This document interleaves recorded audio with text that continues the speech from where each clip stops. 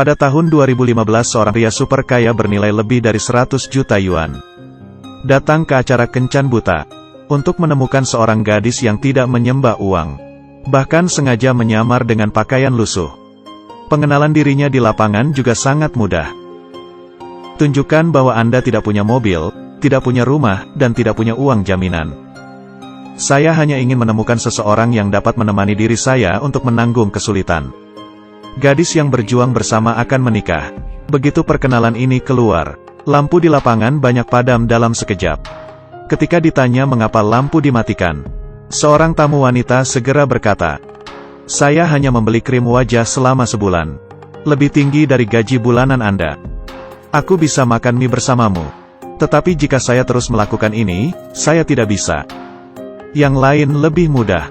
Aku tidak bisa bersama seseorang, aku tidak bisa melihat harapan." Dihadapkan dengan pertanyaan seperti itu, para tamu pria tidak menunjukkan kelemahan. Katanya, "Aku tidak butuh gadis yang memuja uang seperti ini. Apa yang salah dengan gaji bulanan 3.000 tanpa mobil atau rumah? Bukan berarti aku akan menjadi orang miskin di masa depan. Dan saya pikir saya orang yang tabah.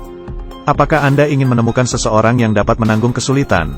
Tidak bisakah kamu mendukung gadis yang aku cari?" Saya harus mengatakan bahwa sikap tamu pria ini sangat tegas. Saya hanya ingin menemukan seseorang untuk bertarung bersama. Tapi suaranya jatuh begitu saja. Sepertiga lampu di lapangan sudah padam semua. Para tamu wanita tidak bisa menahan diri untuk tidak mengejek. Seseorang berkata, "Sebenarnya aku tidak suka orang seperti itu. Rasanya seperti berasal dari serigala putih sarung tangan kosong. Bahkan lebih tajam ditunjukkan. Anda ingin gadis-gadis berkelahi dengan Anda. Tapi masa muda anak perempuan bisa bertahan selama beberapa tahun. Anda sekarang mendapatkan 3 pekerjaan sebulan, tanpa mobil dan tanpa rumah. Jika saya benar-benar mengikuti Anda,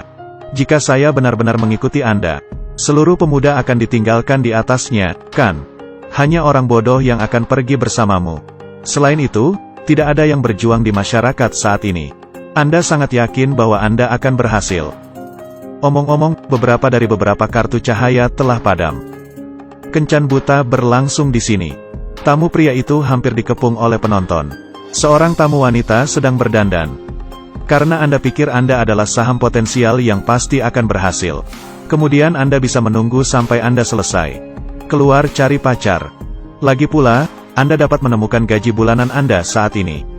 Saya khawatir itu bukan pacar tapi pengasuh. Masih perlu mendukungmu untuk menjagamu.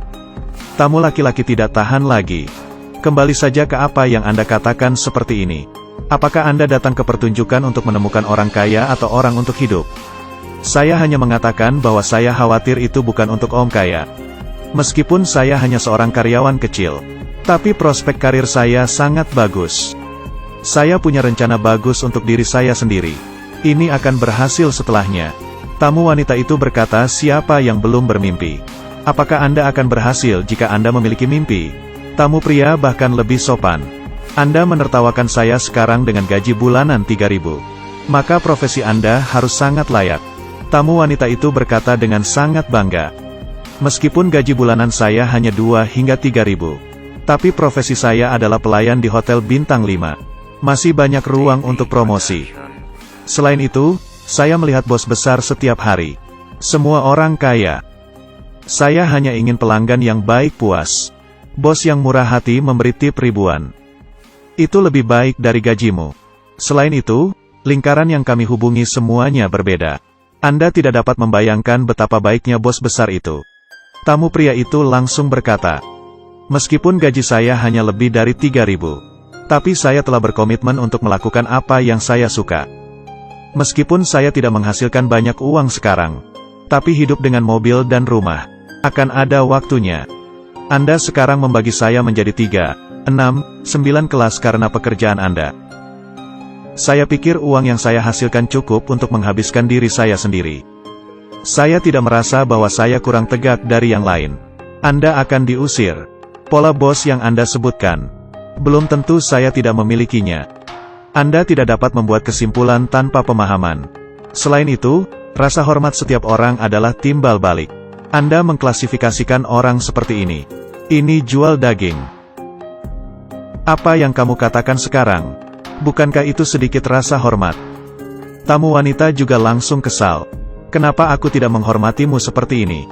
Mungkinkah saya masih harus membungkuk dan membungkuk seperti Anda memberi hormat? Dikatakan bahwa gadis-gadis saat ini lebih suka duduk di BMW dan menangis. Tidak ingin duduk di sepeda dan tertawa. Bisakah Anda menyalahkan gadis-gadis itu karena terlalu realistis? Bukannya beberapa anak laki-laki tidak ingin membuat kemajuan, membuat gadis kehilangan harapan. Dihadapkan dengan bantahan seperti itu, tamu pria itu berkata, "Ketika Anda mengatakan ini, saya hanya bisa mengatakan bahwa perbedaan itu tidak berkonspirasi. Karena sangat memandang rendah saya. Anda bisa mematikan lampu dan Anda tidak perlu banyak bicara. Tidak ada artinya untuk mengatakan begitu banyak." Suasana di lapangan bisa dikatakan telah turun ke titik beku. Tuan rumah bergegas keluar untuk menyela.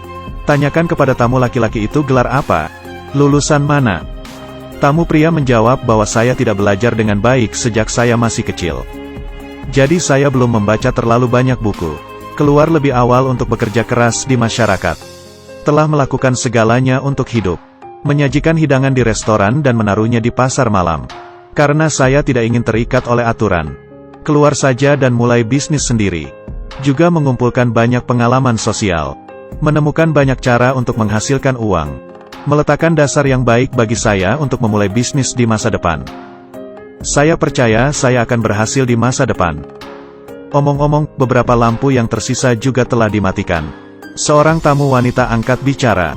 "Maaf, saya lulus dari gelar sarjana. Saya pikir tingkat budaya kita berbeda. Mungkin tidak ada topik umum setelahnya. Hanya ada 2 lampu yang tersisa di lapangan." Salah satu dari mereka bertanya, "Aku sangat menyukai kejujuranmu. Juga ingin memberi Anda kesempatan. Tetapi Anda harus memberikan tanggal yang akurat. Berapa lama waktu yang saya butuhkan untuk hidup? Miliki mobil, rumah, dan tinggal bersama bayi Anda di rumah." Tamu laki-laki mengatakan bahwa saya pikir perempuan masih memiliki karir mereka sendiri. Dan lingkaran pertemanan sendiri. Suaranya belum jatuh. Lampu tamu wanita juga mati. Satu-satunya tamu wanita yang tersisa di lapangan mulai mengaku seperti tamu pria. "Saya percaya Anda bersedia bekerja keras dengan Anda." 2 yang terakhir berhasil berpegangan tangan. Setelah itu, pembawa acara mengungkapkan identitas sebenarnya dari tamu pria tersebut. Menunjukkan bahwa tamu laki-laki sedang mencari seorang gadis imaterial. Sengaja menyembunyikan identitas. Faktanya, dia adalah bos yang bernilai ratusan juta. Para tamu wanita terkejut ketika kata-kata itu keluar. Tamu pria itu juga berkata kepada gadis itu, "Terima kasih telah mempercayaiku untuk meninggalkan lampu untukku. Saya sebenarnya adalah CEO dari sebuah perusahaan dengan lebih dari 300 karyawan. Tetapi pada tahap awal memulai bisnis, dia memang anak yang malang. Sekarang Beijing dan Shanghai memiliki real estate. Akan memberimu kehidupan terbaik." Mari kita lihat wanita cantik yang baru saja curhat dengan tamu pria. Mukanya jelek banget. Aku pasti sangat menyesal. Di era perkembangan yang pesat ini, bagaimana Anda tahu anak malang itu sekarang? Saya tidak akan menjadi bos yang mahal mulai sekarang. Terkadang ada ruang untuk kata-kata. Mungkin aku memberi diriku kesempatan.